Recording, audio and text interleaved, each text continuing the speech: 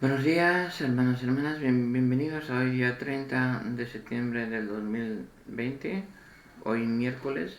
Bienvenidos a la 26ª semana del tiempo ordinario.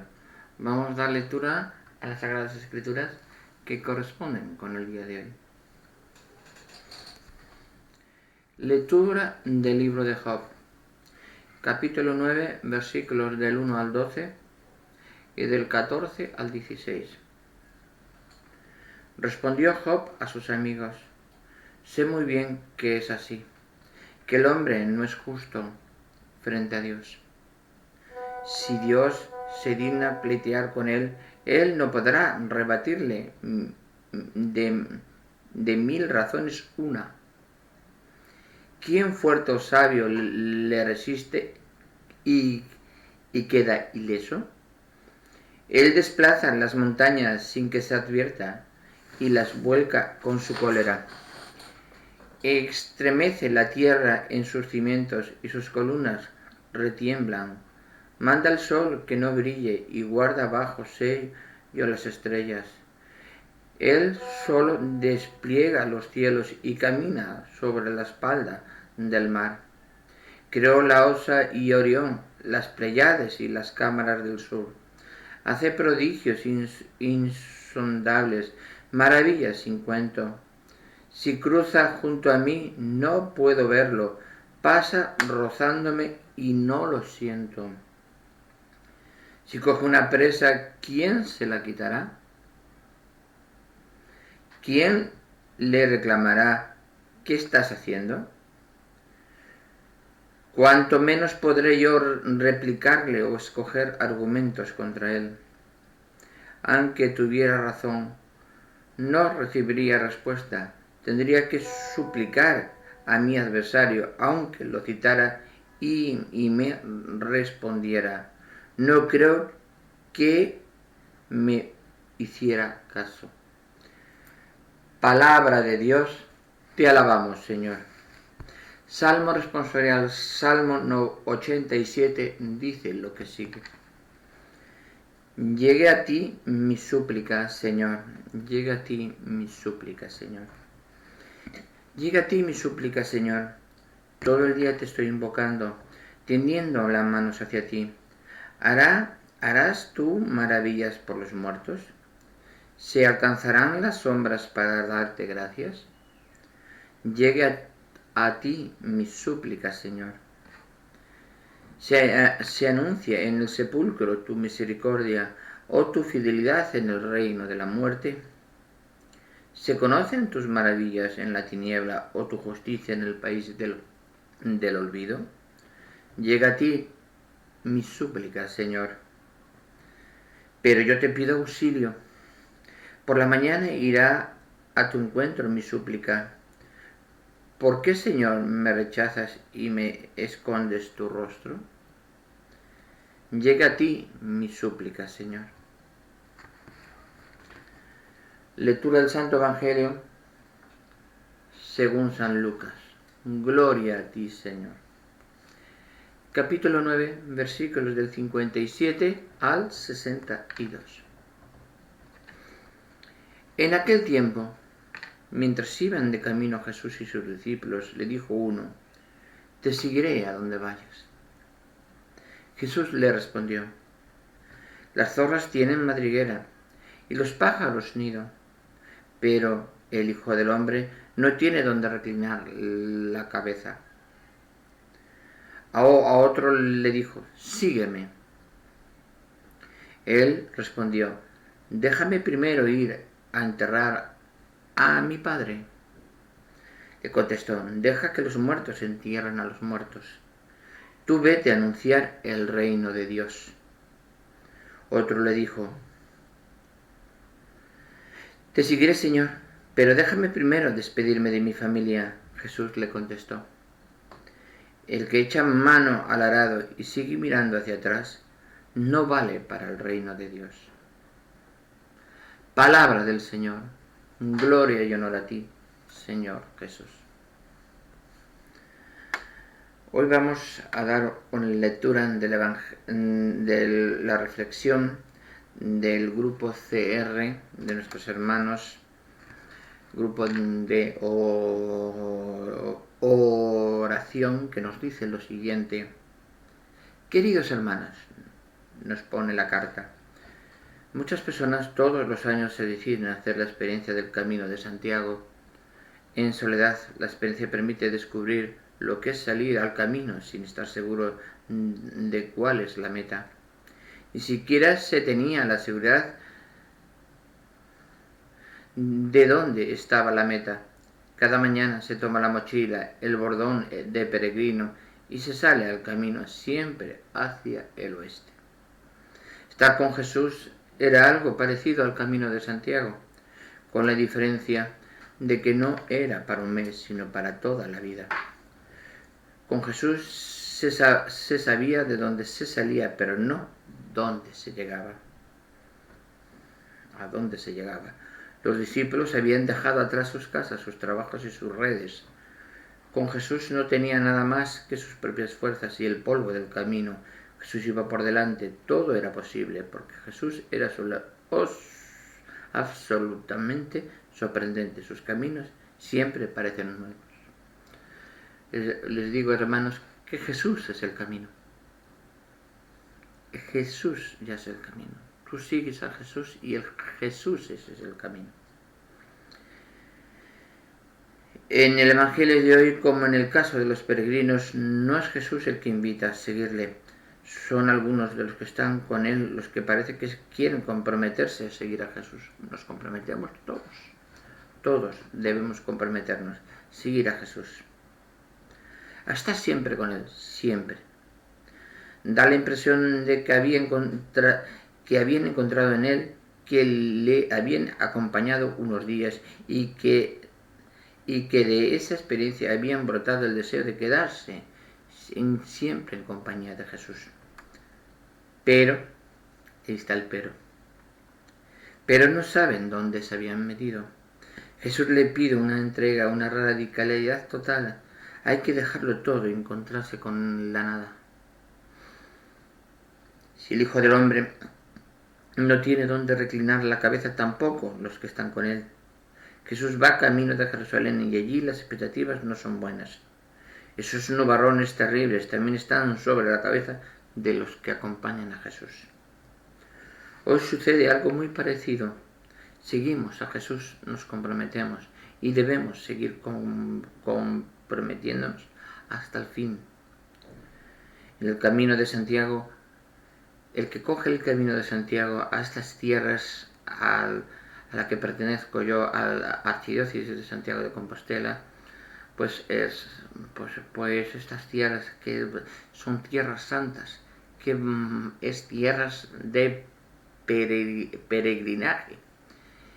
Y al llegar a Santiago de Compostela, es esa magia que impregna en todo, es esa luz que impregna en todas las calles, y que llegas y abrazas al apóstol Santiago, lo abrazas y vas a visitar debajo donde está la figura, donde lo abrazas debajo, tienes la sepultura donde está los restos del apóstol, lo tienes delante, el apóstol Santiago, lo tienes delante. Y a la salida enfrente tienes la placa de nuestro querido y amado Papa Juan Pablo II, recordando su estancia en Santiago y su presencia allí. Es ya solamente la sensación de estar ahí, te llenas, empiezas a llorar y a sentirte completamente lleno de gracia. Es importante.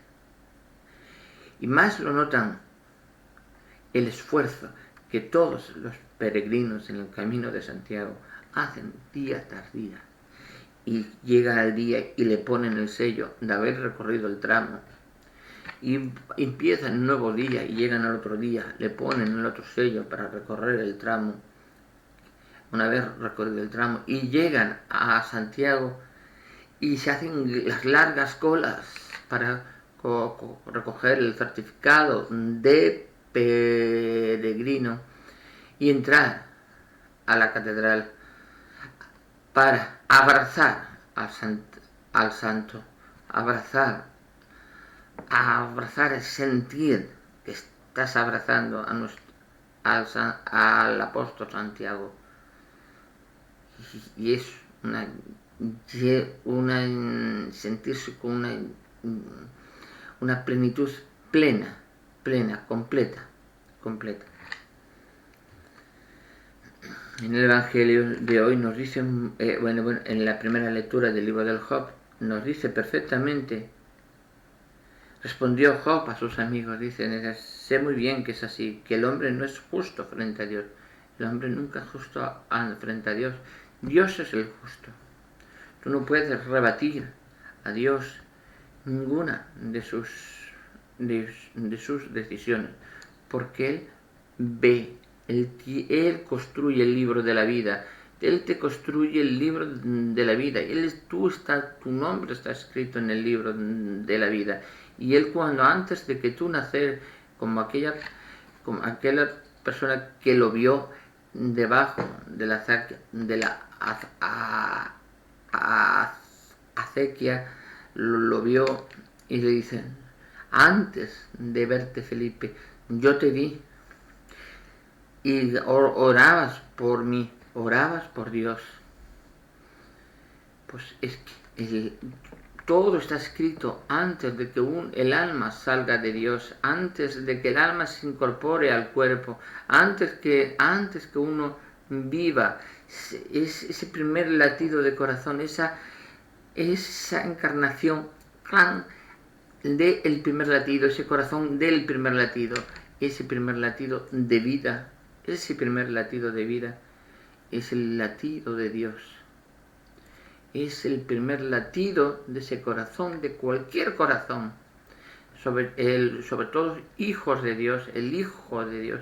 Es el primer latido de Dios, porque es el latido de la creación.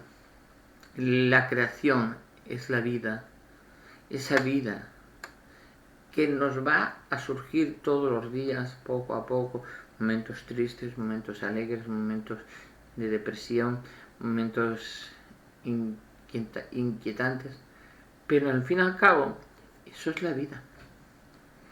Tenemos que vivir y nos da a aprender, porque esas son lecciones que nos da la vida, que nos forjan nuestro carácter, nos forjan nuestra forma de ser, nos forjan nuestra ilusión, nuestro sacrificio por la vida y nuestro sacrificio por los semejantes.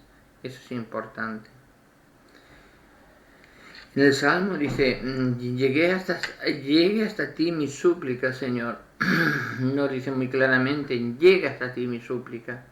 Todo lo que necesito llega hasta ti.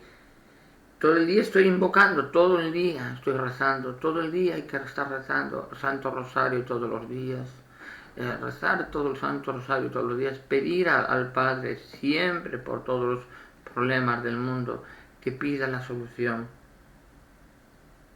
¿Harás tú las maravillas por los muertos? ¿Te alzarás las sombras para darte las gracias? ¿Se anuncian en el sepulcro tu misericordia o tu fidelidad en el reino de la muerte? ¿Se conocen tus maravillas en la tiniebla o tu justicia en el país del olvido? ¿Cuántas preguntas hay que hacerle al Señor?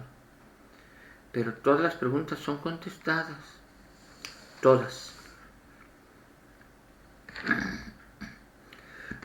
En el Evangelio de hoy, en el Evangelio de San Lucas, nos dice que tenemos que seguir así si nos comprometemos. Ahí ya me inclino más, va dedicado más bien a las vocaciones sacerdotales y a todos, prácticamente, pero recalcando más a las vocaciones sacerdotales. Te viene el Señor, te llama a la puerta y sígueme. No le puedes decir al Señor, no, es que tengo que enterrar a mi madre o a mi padre que ha muerto. No, el Señor te va a decir, que los muertos entierren a los muertos. Sígueme tú a mí. O que quieras decir, bueno, déjame despedirme de mi familia. No despedirme de tu familia, porque no puedes mirar atrás. Mirar en el pasado, tienes que mirar el presente para el futuro, nunca en el pasado. Es el sacrificio que te pide Dios para desconectar con tu apego, o ese apego que te da la vida, ese apego con lo mundo material, y entres a formar parte del mundo espiritual, del mundo de Dios, de la unidad completa con Dios. Es importante ese punto muy importante. En el Evangelio hemos dado, que ha dado perfectamente determinado, que tenemos que estar unidos siempre a Dios, siempre unidos a Dios. Bueno, ahora vamos a ir en la Biblia al capítulo 17 del libro de los apéndices, dentro del libro de los jueces, que ahora viene el apartado de los apéndices. Vamos a dar lectura a ellos. Primero el capítulo 17, el santuario privado de Mica. Había un hombre en la montaña de Efraín llamado Mica, el cual dijo a su madre: las 1100 monedas de plata que te quitaron y por las que maldijiste al ladrón, las tengo yo. Las robé yo, te las devuelvo. La madre le respondió: que Dios te bendiga, hijo mío. Él devolvió las 1100 monedas de plata a su madre, y ella le dijo: quiero consagrar este dinero al Señor, y que de mi mano pase a la de mi hijo, para hacer con él una imagen tallada y chapeada. Tomó 200 monedas de plata y se las dio al fundidor, el cual hizo con ellas una imagen tallada y chapeada, que fue colocada en la casa de Mica. Así Mica llegó a tener un santuario, hizo un efod e ídolos familiares, y nombró sacerdote a uno de sus hijos. En aquel tiempo no había rey de Israel. Cada cual hacía lo que le parecía mejor. Había en Belén un levita extranjero de la tribu de Judá. Salió de Belén de Judá para establecerse donde pudiese. En su lugar llegó a la montaña de Efraín, a casa de Mica, y Mica le preguntó: ¿de dónde vienes? Él le respondió: soy un levita de Belén de Judá, y voy de camino para establecerme donde pueda. Mica le dijo: quédate conmigo, y sé para mí un padre y sacerdote. Te daré 10 monedas de plata al año, de vestir y de comer. El levita consintió en quedarse, y fue para él como uno de sus hijos. Mica le dio la investidura sacerdotal, de forma que el joven le hizo de sacerdote y vivió en su casa. Mica dijo: ahora estoy seguro de que el Señor me bendecirá, porque tengo a este levita por sacerdote. Palabra de Dios, te alabamos, Señor. Estamos estableciendo lectura del capítulo 17 del libro de los jueces, dentro del apartado de los apéndices, del apéndice. Nos están hablando perfectamente de que Él nos nombra, y en los capítulos posteriores lo va a explicar mejor el Señor. El levita, Mica nombra a un levita, sacerdote, porque él sabía por sus normas que los levitas estaban destinados dentro de cuando llevaban el arca de la alianza, iban a preparar el todo y eran los destinados por Dios para la preparación y ser sacerdote. Pero en los próximos capítulos vamos a ver que hace falta esa consagración. Hace falta no que te nombre y diga, tú eres sacerdote. No, y ahí ya termina la cosa, no. No, porque no pasa como nuestros hermanos separados. Yo me hago pastor, yo soy pastor. Dicen, ¿quién te nombró pastor? ¿Dónde está escrito que tú eres pastor? Porque tienes facilidad de palabra. ¿Quién tienes conocimiento de teología de todas las Sagradas Escrituras? Importante es que todo el mundo comprenda y sepa perfectamente lo que tiene entre manos, que la palabra la tiene el Señor, no la tiene el hombre. La palabra la tiene el Señor. El Señor es la palabra, el camino y la vida, porque es el verbo encarnado, es el verbo, es la palabra viva, es la palabra que da fuerzas. Todo verbo da significado a una frase. Esa palabra viva que da vida a todo el conjunto, a todo el universo. El universo es toda la frase. El universo es toda la frase y el verbo está en el centro de la frase. Es la palabra viva que da sentido a todo el conjunto. Debemos comprender eso siempre. Bueno, hermanos, hermanas, bendiciones, que la paz de Dios esté con todos ustedes y sus familias. Nos vemos el siguiente día. Gracias.